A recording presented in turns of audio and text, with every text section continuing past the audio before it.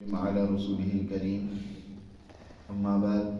فأعوذ بالله من الشيطان الرجيم بسم الله الرحمن الرحيم والذين هاجروا في سبيل الله ثم قتلوا أو ماتوا ليرزقنهم الله رزقا حسنا وإن الله لهو خير الرازقين ليدخلنهم مدخلا يرضونه وإن الله لعليم حليم ذلك ومن عاقب بمثل ما عوقب به ثم بغي عليه لينصرنه الله إن الله لعفو غفور ذلك بأن الله يولج الليل في النهار ويولج النهار في الليل وأن الله سميع بصير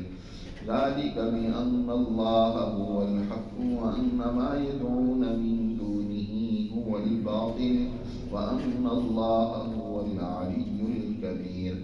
ألم تر أن الله أنزل من السماء ماء فتصبح الأرض مخضرا إن الله لطيف خبير له ما في السماوات وما في الأرض وإن الله لهو الغني الحميد صدق الله العظيم.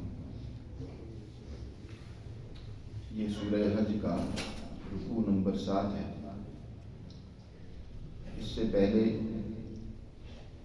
ایک رکوع چھوڑ کر اس سے پہلے رکوع کے آغاز میں ہی اللہ سبحانہ و تعالی نے مسلمان جماعت کو ظالم طاغوتی طاقت اور قوت کے مقابلے میں اب نبرد آزما ہونے، جنگ کرنے، تلوار اٹھانے کا حکم دیا اور اس کی اجازت دی. فرمایا اذن للذین یقاتلون بانہم ظلموا، کہ مظلوموں کو، ظالموں کے خلاف اب جنگ لڑنے کی اجازت دی جاتی ہے. اس رکوع میں اللہ سبحانہ و تعالی نے اس جنگ کی 3 بڑی حکمتیں بیان فرمائی، یا 3 بڑی وجوہات کو ذکر کی ہیں. سب سے پہلی تو یہ کہ اللہ تعالیٰ ارشاد فرماتے ہیں کہ والذین ہاجروا فی سبیل اللہ، وہ لوگ جنہوں نے اللہ کے راستے میں ہجرت کی، وطن کو چھوڑا. سب سے پہلی مسلمان جماعت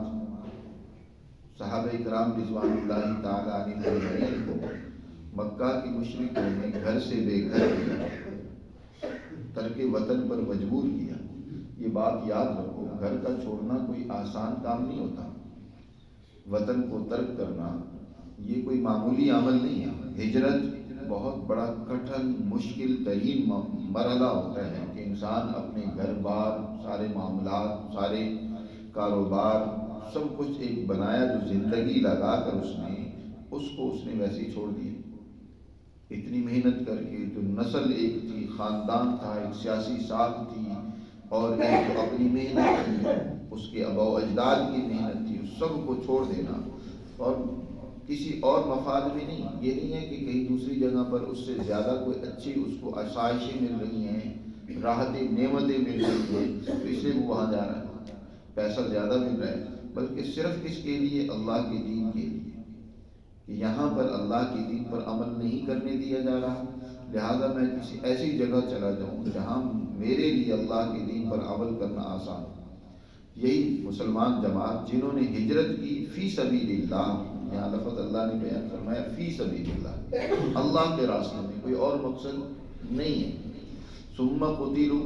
پھر ظالم طاغوت نے، وقت کے دشمن نے وہاں بھی نہیں امن سے رہنے دیا. ایک تو یہ ہے نا کہ چلو ہجرت کر کے چلے گئے وہاں بڑا پرامن زندگی گزار لیں گے، نہیں، اس نے وہاں بھی تعاقب کیا. وہاں بھی اس نے خود جنگ لے کر وہاں پہنچ گیا، لڑائی کرنے کے لیے پہنچ گیا. جیسے مکہ کے کفار بدر کے میدان میں خود تیاری کے ساتھ پہنچ گئے. اب یہ مسلمان جنہوں نے ہجرت پہلے کی، پھر یہ اللہ کے راستے میں شہید کر دیے گئے. ثم ماتوا، فرمایا ثم قتلوا او ماتوا، ان کو قتل کر دیا گیا یا یہ خود اپنی موت، طبی موت مر گئے ہیں، تو اللہ ان کی اس عمل کو ضائع اور رائگان نہیں کرے گا. لَيَرْزُقَنَّهُمُ اللَّهُ رِزْقًا حَسَنًا، اللہ انہیں ضرور بہترین رزق عطا فرمائے گا، انہیں بہت اچھا انعام عطا فرمائے گا. یہ دنیا کا رزق، دنیا کی دولت، دنیا کی آسائش، مال یہ تو بہت صورت ایک نہ ایک دن ختم ہو جانا والا ہے اور ہمیشہ رہتا بھی نہیں ہے انسان کے پاس، لیکن ان کو جو اللہ رزق عطا فرمائے گا وہ رزق حسنہ ہوگا، ہمیشہ رہے گا، ہمیشہ راحتوں میں، نعمتوں میں، اللہ کے انعامات میں ہوں گے، یعنی آخرت میں۔ اور وَإِنَّ اللَّهَ لَهُوَ خَيْرُ الرَّازِقِينَ، اور یہ بات یاد رکھیں کہ اللہ سے بہتر رزق دینے والا بھی نہیں ہے، دنیا میں بھی اور آخرت میں بھی سب سے بہترین رازق، رزق دینے والا، مال و دولت اور آسائشیں دینے والا اللہ کی ذات ہے، تو بہترین رزق اور انعامات سے اللہ نوازے گا۔ اس کے بعد اللہ نے ارشاد فرمایا لَيُدْخِلَنَّ مُدْخَلًا يَرْضَوْنَهُ، اللہ انہیں ایسی جگہ میں داخل کرے گا، ایسے باغات میں، نعمتوں میں، ایسے انعام کی جگہوں میں جس کو یہ بڑا پسند کریں گے۔ یرضون، جنتوں میں داخل ہوں گے، وہاں ہر طرح کی نعمت جی جو یہ چاہیں گے، ما لا عین رأت ولا اذن سمعت، یعنی ایسی نعمتیں جس کسی کو کسی آنکھ نے دیکھا نہیں، کسی کار نے سنا نہیں، کوئی دل میں ان کا کھٹکا نہیں گزرا، اتنی بڑی بڑی نعمتیں یرضون جنہیں وہ پسند کریں گے وہ اللہ انہیں عطا کرے گا۔ وَإِنَّ اللَّهَ لَعَلِيمٌ حَلِيمٌ، اور بے شک اللہ سب کچھ جاننے والا اور انتہائی بردبار ہے، اللہ کو معلوم ہے کون اس کے دین کی خاطر قربانی دے رہا ہے۔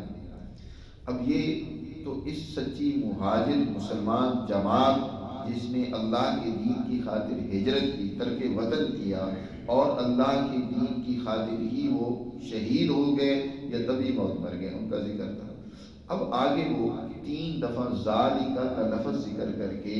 اللہ سبحانہ و تعالیٰ نے اس کی حکمت بیان فرمائی ہے جو اس مسلمان جماعت کو اب ظالم اور طاغوتی طاقتوں اور قوتوں کے مقابلے میں لڑنے کی اجازت دی۔ سب سے پہلی تو یہ فرمایا ذالک ومن عاقب بمثل ما عوقب به ثم بغی علیہ لینصرنہ اللہ، یہ اس لیے یعنی جو ان کو لڑنے کی اب اجازت دی گئی ہے اس کی وجہ یہ ہے کہ انہوں نے اتنا ہی بدلہ لیا ہے جتنی ان کے ساتھ زیادتی کی گئی جی، ان پر جو ظلم ڈھایا گیا، ان کو تکلیفیں دی گئی، تو اس کے بدلے میں انہوں نے اپنی اس تکلیف کی یا زیادتی کے ازالے کے لیے تلوار اٹھائی ہے، لیکن ظالم وہ اور زیادہ ظلم پر اترا ہے۔ فرمایا ومن عاقب، جس نے عاقبہ بدلہ لیا بمثل ما عوقب به، جتنا اس کے ساتھ ظلم کیا گیا تھا، پھر یہ ہوا کہ ثم بغی علیہ، پھر اس پر مزید ظلم کیا گیا۔ اس سے ایک بات تو یہ معلوم ہوئی کہ بدلہ لینا، اپنا حق لینا یہ برا نہیں ہے بلکہ یہ مطلوب ہے۔ انسان اس پر کوئی زیادتی کرے تو ظالم کو اتنی سزا ملنی چاہیے، اگر اس کو سزا اتنی نہیں دی جائے گی تو اور زیادہ ظلم و سرکشی پر اتر آئے گا۔ ثم بغی علیہ، پھر ان پر مزید ظلم کیا گیا، تو یاد رکھو لینصرنہ اللہ، اللہ یقیناً اس مظلوم جماعت کی مدد کرے گا۔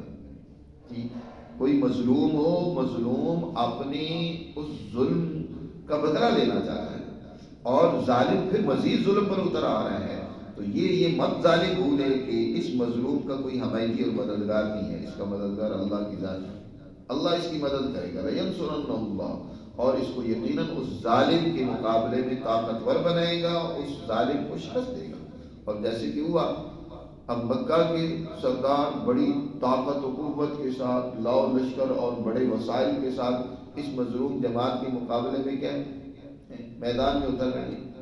اور یہ مظلوم 313 ہیں، کہاں دوسری طرف 1000 کی تعداد اور باقاعدہ اسلحہ اور فوج سارا کچھ، بڑے وہ پرانے یہ جو جتنے قریشی تھے یہ لڑائی کے بڑے ماہر لوگ تھے، لڑاکے ہیں، اور یہ دوسری طرف یہ کہ باقاعدہ ان کے پاس ہتھیار بھی ہیں، تعداد بھی اچھی خاصی ہے، لیکن ایک چیز کی کمی ہے ان میں، سب سے پہلی تو یہ ہے کہ ان کے اندر ایمان نہیں ہے، یعنی ان کے اندر اللہ سبحانہ و تعالیٰ پر اعتماد، بھروسہ اور یقین و ایمان نہیں ہے، پہلی بات۔ اور دوسری بات یہ ہے کہ ان کے اندر کوئی تنظیم نہیں ہے، کوئی اجتماعیت نہیں ہے، اور یہی وجہ ہے کہ جب نبی کریم صلی اللہ علیہ وسلم کی منظم طاقت کے مقابلے میں ایک اتنے بڑے ہجوم کا مقابلہ ہوا، وہ سارے تر بتر ہو گئے، بھاگ گئے جی۔ تنظیم سب سے بڑی طاقت و قوت ہوتی ہے، یاد رکھیں، مادی طور پر جہاں بھی جس نے تنظیم پیدا کر لی، اپنے آپ کو منظم کر لیا، آج آپ کے ہاں آپ اپنے ملک میں ہی دیکھ لیں، ایک چھوٹا سا ادارہ ہے، تعداد ان کی کتنی ساری ہوگی لیکن وہ منظم ہے، تو لہٰذا پورے ملک پر حکمرانی آج تک اسی کی چلی آ رہی ہے، آج بھی انہیں کی حکومت ہے۔ وہ بڑے بڑے ہیں آپ کے حکمرانوں کو بھی وہ چلاتے ہیں، مرضی ہوتی ہے، جس کو اتارنا ہے اتار دیتے ہیں، جس کو بٹھانا ہوتا ہے بٹھا دیتے ہیں۔ یہ تنظیم کی طاقت و قوت کا اثر ہے جی۔ دنیا میں ہمیشہ جو منظم طاقتیں اور قوتیں ہوتی ہیں نا، وہ غالب اور کامیاب ہوتی ہیں۔ اسی وجہ سے مسلمان جماعت کو بھی تنظیم کا بہت زیادہ حکم دیا گیا، اجتماعیت پیدا کرنے کا، ٹیم پیدا کرنے کا۔ ہمارے ہاں ایک بہت بڑی اور خرابی پیدا کی گئی ہے ہیروازم کی، ٹیم کی یا اجتماعیت کی یا جماعت کی سوچ نہیں پیدا کی ہے، ہیروازم کی سوچ۔ بھائی ایک فرد ہو جو آ کر ہمارے مسائل کو حل کر دے گا، ہم اس ایک فرد کی انتظار میں بیٹھے ہوئے ہیں۔ بھائی وہ ایک فرد بہت سارے لوگوں کے خیال کے مطابق آیا، کیا کر لیا اس نے؟ جیل میں بیٹھا ہوا ہے۔ ٹیم نہیں، اجتماعیت نہیں، تنظیم نہیں ہے۔ کہاں ہے تنظیم؟ یہ ہوتی ہے کہ ایک فرد جو کسی وقت ایک جماعت کا لیڈر تھا وہ پس پردہ بھی چلا جائے، اس کے اوپر برے حالات بھی آتے ہیں، لیکن ٹیم وہ ہوتی ہے جو اس مشن پر مر مٹنے والی ہوتی ہے۔ حضور صلی اللہ علیہ وسلم دنیا سے تشریف لے گئے، کیا حضور صلی اللہ علیہ وسلم کی جماعت اور ٹیم آگے بڑھی ہے یا پیچھے ہٹی؟ آگے بڑھی۔ حضرت ابوبکر صدیق رضی اللہ تعالیٰ عنہ کو اس جماعت نے اپنا امیر بنایا، وہ مزید آگے ترقی کرتے ہیں۔ حضرت ابوبکر کے بعد عمر، حضرت عثمان، حضرت علی، یہ اس ٹیم کے ممبر ہیں، وگرنہ وہ پوری تنظیم اور جماعت ہے۔ اسی لیے تو ہم کہتے ہیں اہل سنت والجماعت۔ جماعت کا کیا مطلب ہے؟ وہ صحابہ کی اس اجتماعیت کے راستے پہ چلیں جو ان کا اجتماعیت والا ٹیم والا راستہ تھا۔ تو جب تک تنظیم نہیں ہوگی کامیابی نہیں ہوتی۔ اس لیے سب سے پہلے ضروری یہ ہوتا ہے کہ مسلمان جماعت اپنے آپ کو منظم کرے۔ نبی کریم صلی اللہ علیہ وسلم کے بارے میں بھی اللہ نے تعارف کرواتے ہوئے کیا فرمایا؟ محمد رسول اللہ والذین معہ، محمد صلی اللہ علیہ وسلم اور وہ جو ان کے ساتھ ہیں، اشداء علی الکفار رحماء بینہم، وہ ظالم اور کافروں پر بڑے بھاری اور سخت ہیں، اور یہ آپس میں انتہائی درجے کے رحم دل اور نرم مزاج، آپس میں ایک دوسرے کے لیے رحم دل ہیں۔ اکیلے محمد صلی اللہ علیہ وسلم کو بھی نہیں تعارف کروایا، فرمایا والذین معہ، محمد صلی اللہ علیہ وسلم جو اللہ کے رسول ہیں اور وہ لوگ جو ان کے ساتھ ہیں، یعنی اس ٹیم کا بھی ساتھ تعارف کروایا۔ تو حضور صلی اللہ علیہ وسلم نے بھی جو دنیا میں انقلاب پیدا کیا وہ اکیلے نہیں بلکہ اس ٹیم کی مدد کے ذریعے سے، اس ٹیم کے ساتھ مل کر آپ نے ایک بہت بڑا انقلاب پیدا کیا، اور آپ کے اس انقلاب کو، آپ کے اس ٹیم کے غلبے کو آگے اس ٹیم نے پھیلایا۔ تو اس لیے قرآن مجید میں یہاں بات بھی فرمائی کہ اللہ ان کی ضرور مدد کرے گا، لیکن مدد اللہ ضرور مظلوموں کی کرتا ہے، بشرطے کہ وہ مظلوم جماعت اللہ کے ان احکامات کو بھی پورا کرے، یعنی ٹیم ورک کو پورا کرے، تنظیم پیدا کرے، اپنے اندر ایمان و یقین کی قوت بڑھائے۔ تو فرمایا ثم بغی علی لینصرنہ اللہ، یقیناً اللہ ان کی مدد فرمائے گا، ان اللہ لعفو غفور۔ پھر بھی دیکھو مظلوم انہوں نے ہتھیار اٹھا لیے، ظالموں کے مقابلے میں آئے، ظالموں کو انہوں نے کریش کر دیا، قتل کر دیا۔ یہ قتل انسانیت کوئی معمولی عمل نہیں ہے، چاہے ظالم کا بھی قتل ہو، ایک انسان کو قتل کیا گیا، ایک انسان کی جان لی گئی ہے جس کے اندر اللہ نے خود جان ڈالی تھی۔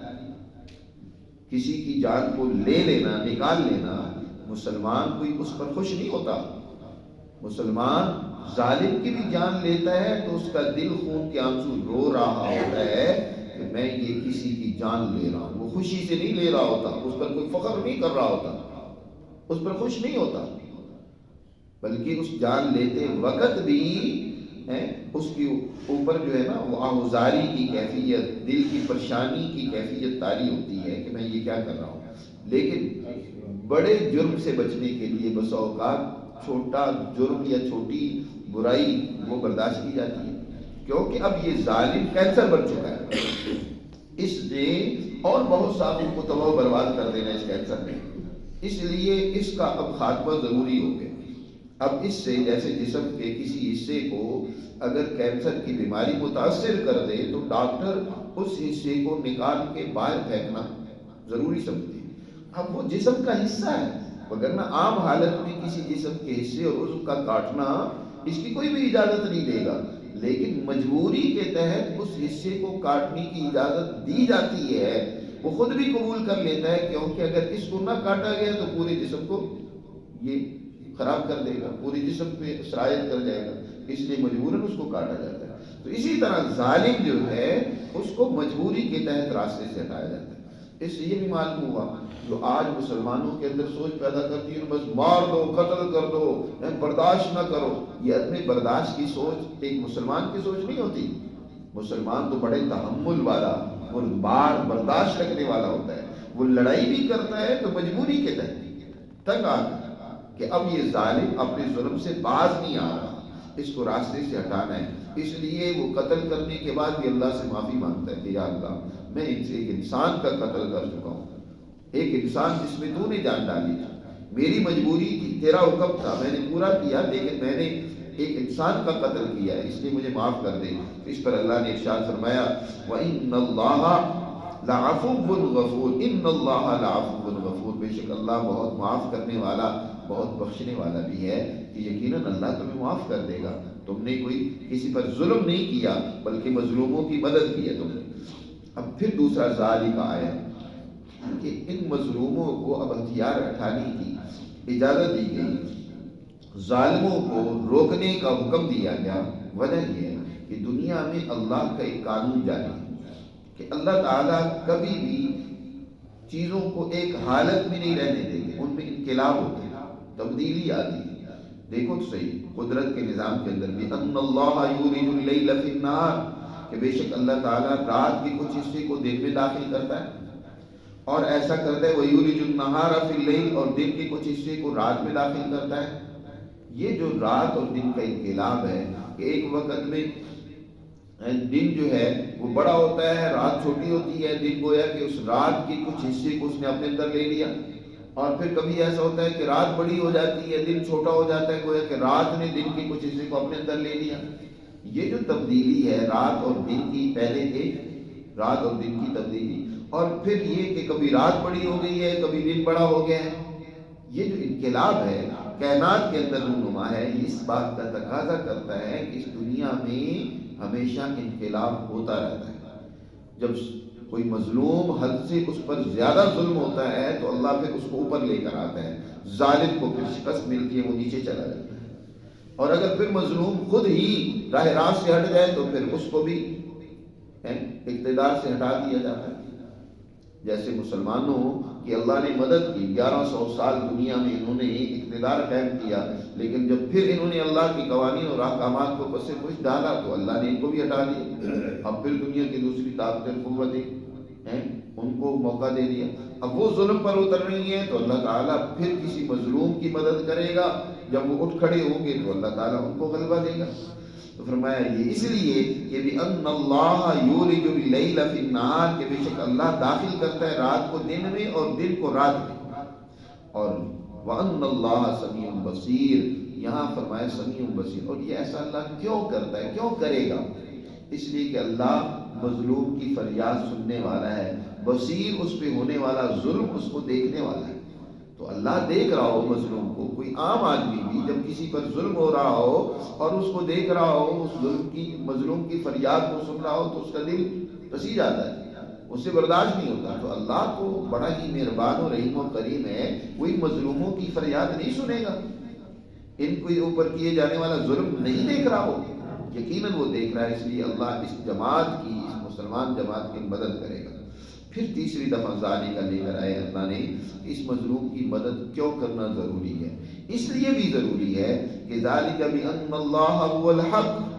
کہ بے شک اللہ کی ذات وہ برحق ہے،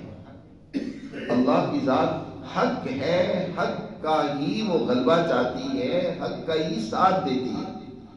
باطل اور جھوٹ اللہ کے ہاں نہیں ہے، نہیں اللہ باطل کو پسند کرتا ہے، نہیں باطل کو زیادہ دیر رہنے دیا جاتا ہے۔ ہاں البتہ اس کی آزمائش کے لیے اسے تھوڑا سا موقع تو دے دیتا ہے، لیکن اللہ باطل کو پسند کرے،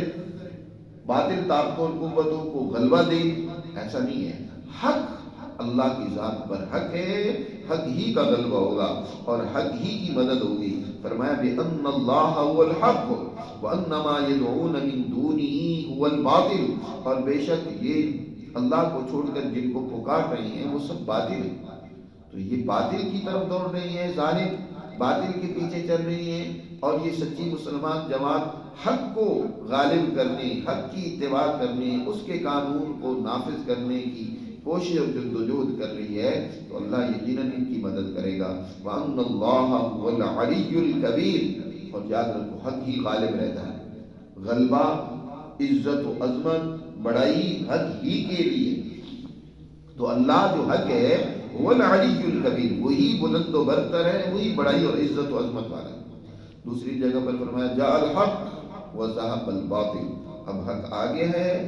اب لہذا باطل نہیں ٹھہر سکے، باطل کو اب ملیہ میٹ ہونا ہے، اسے ختم ہونا ہے۔ الم تر ان اللہ انزل، اللہ نے اب آگے ایک مثال بھی دی ہے کہ دیکھو اللہ تعالیٰ بس ہے، اس کائنات میں تم تبدیلی دیکھتے ہو کہ زمین خشک ہوتی ہے، ہر طرف جو ہے خشک سالی پھیلی ہوتی ہے، اللہ آسمان سے پانی کو اتارتا ہے، بارشوں کو اتارتا ہے، اس کے نتیجے میں کیا ہے وہ خشک سالی خشک حالت میں بدل جاتی ہے، اچھی حالت میں بدل جاتی ہے۔ الم تر ان اللہ، بے شک تم دیکھتے نہیں کہ ان اللہ نے انزل من السماء ماء، آسمان سے پانی اتارا، فتصبح الارض مخضرا، وہ زمین جو خشک اور بالکل ختم ہو چکی تھی، خشک ہو چکی تھی، اللہ اس کو سرسبز و شاداب کر دیتے ہیں، کھیتیاں جو خشک ہو چکی ہوتی ہیں وہ لہلہانے لگتی ہیں۔ ان اللہ لطیف خبیر، بے شک اللہ تعالی ہر ایک باریک سے باریک چیز کو بھی اور حالت کو بھی دیکھنے والا ہے، اور ہر ایک بات سے پوری طرح باخبر اور واقف ہے۔ اقتدار اور حکومت اسی کی ہے، لہو ما فی السماوات و ما فی الارض، جو کچھ آسمانوں میں ہے، زمین میں ہے، سب کا مالک وہی ہے، سب اسی کے لیے ہے۔ وَإِنَّ اللَّهَ لَهُوَ الْغَنِيُّ الْحَمِيدُ، اور بے شک اللہ ہی وہ غنی ہے، حمید ہے، بے نیاز ہے، اس کو کسی کی احتیاج نہیں ہے، یعنی کوئی اس کی مدد کرے وہ کسی کی مدد کا محتاج ہو نہیں، وہ سب اس کی مددوں سے بے نیاز ہے، وہ سب کی مدد کرنے والا ہے، وہ مدد دینے والا ہے۔ غنی کا مطلب یہ نہیں ہے، بعض لوگ غنی کا مطلب یہ لیتے ہیں جیسے ہماری دنیا میں ہوتا ہے نا، یہ بڑا بے نیاز آدمی ہے۔ بے نیاز کا مطلب یہ ہوتا ہے کہ اس کو کسی کی کوئی پرواہ نہیں ہے، جو چاہے ہوتا رہے، بس یہ کسی کا محتاج نہیں ہے، بے نیاز ہے۔ اللہ بے نیاز کا مطلب یہ نہیں ہے، بے نیاز ہونے کا یا غنی ہونے کا مطلب یہ ہے کہ اللہ کو کسی کی مدد کی ضرورت نہیں ہے، لیکن وہ سب کی مدد کرتا ہے، وہ سب کو سہارا دیتا ہے۔ جی اللہ کی ایک صفت آتی ہے صمد، صمد کا بھی معنی عام طور پر کیا جاتا ہے بے نیاز، اس کا مطلب یہ ہوتا ہے، صمد عربی میں کہتے ہیں اس کھونٹی کو جس کے ساتھ کشتی باں یا جہاز باں اپنے اس جہاز کو باندھ دیتے ہیں، جی جس کی وجہ سے وہ چاہے پانی کے تھپیڑے کہیں بھی آئیں، وہ ادھر جائے جہاز ادھر جائے، لیکن اس کھونٹی کے ساتھ بندھا ہوتا ہے۔ تو یعنی اللہ وہ ذات ہے کہ جس کے ساتھ ساری کائنات بندھی ہوئی ہے، سب لوگ اس کی طرف رخ کیے ہوئے ہیں، اور وہ سب کی مدد کرتا ہے، سب کو سہارا دیتا ہے، سب کو موقع دیتا ہے، مظلوموں کی مدد کرتا ہے، ظالموں کو بھی موقع دیتا ہے سنبھلنے کا۔ کوئی سنبھل جائے تو ٹھیک ہے، نہیں سنبھلتا تو پھر اسے اپنی اس عمل کا خمیازہ تو بھگتنا پڑتا ہے۔ تو اس لیے اللہ غنی ہے، یعنی اس کو کسی کی مدد کی ضرورت نہیں ہے، وہ سب کی مدد کرنے والا ہے۔ لہو الغنی الحمید، اور وہ تعریفوں والا ہے کہ وہ اس کی طاقت و قوت، اس کا جلال و ہیبت، اس کی عظمت و بڑائی، وہ سب سے بلند و برتر ہے، تمام خوبیاں اور تمام کمالات اس کے اندر موجود ہیں، لہذا وہ اب مظلوم اور سچی اس مسلمان جماعت کی مدد کرے گا، بشرطے کہ یہ مسلمان جماعت اللہ کے ان قوانین و احکامات کو لے کر آگے بڑھے۔ اللہ ہمیں سمجھ نصیب فرمائے، اور اللہ نے جو اپنی مسلمان جماعت کی مدد کا وعدہ کیا ہے ان آیات مبارکہ میں، تو اس وعدے کا اللہ ہمیں مستحق بنائے، اس کی کوشش کریں کہ دنیا میں اللہ کے دین کو غالب کریں، اور اس طریقے سے وہی عدل و انصاف اور امن و امان والا نظام قائم ہو جیسے صحابہ کرام اور ان کے بعد والی مسلمان جماعت نے دنیا میں قائم کیا تھا۔